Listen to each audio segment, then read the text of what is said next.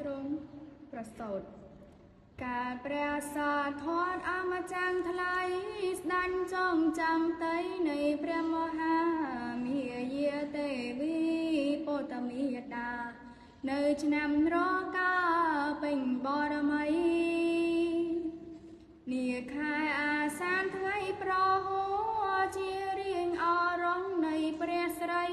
សោធតនងរាជម្ចាស់ផែនដីកបលភ័បរិយរាជសីមាស្ដាញ់ទ្រង់ប្រសូនចាញ់ចាំងតីមាតានៅថ្ងៃសង្ឃថ្លៃថ្លានាពេញបរមីវិង្សាខាឆ្នាំចនុងណាមានសួស្ដីនៅពេលដែលព្រះវរមេតាយាត្រាចាញ់ពីរៀងបរិយកាបលាភ័ទៅដើម្បីបង្គំព្រះបីតាមេតានៅទេវាំងទាំងហង្រៀងជាធានីដល់លងពីនេះវ័នថ្លៃថ្លាទ្រង់ជ្រងក្រមលំសាលប្រឹក្សាទិញវាត្រចាំងទ្រង់ឈឺផ្ទៃទ្រង់ឈរតោងវែងសាប្រឹងសាសាអាយមន្ត្រកាឆោមប្របីប្រសូនចាងគួរូរួនវៃវិស័យនេទេចាងធម្មា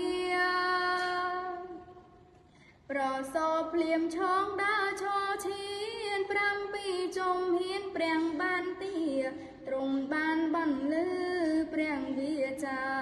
ថាយើងនេះណាជាចំបង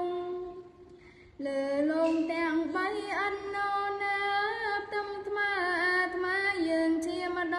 ងជាតិនេះជាជាតិបំផុតនងយើងនឹងចំឡងសន្ទាំងឡាយឲ្យឆ្លងដល់ទីដល់ផ្សេងផ្សានដោយធម្មយានអានខាងបរិយាយឲ្យដល់ត្រោយលឹមព្រះពានាយសូនឆ្ងាយចាំងតុងសុខមហិមា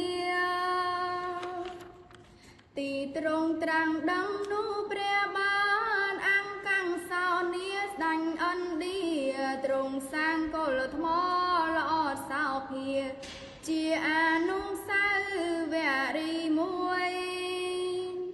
ខ្ញុំសូមក្រាបថ្វាយបង្គំស្មងចំពោះព្រះអង្គមហាមុនីទ្រង់ស្ដាប់ត្រសូតនៅត្រង់ទី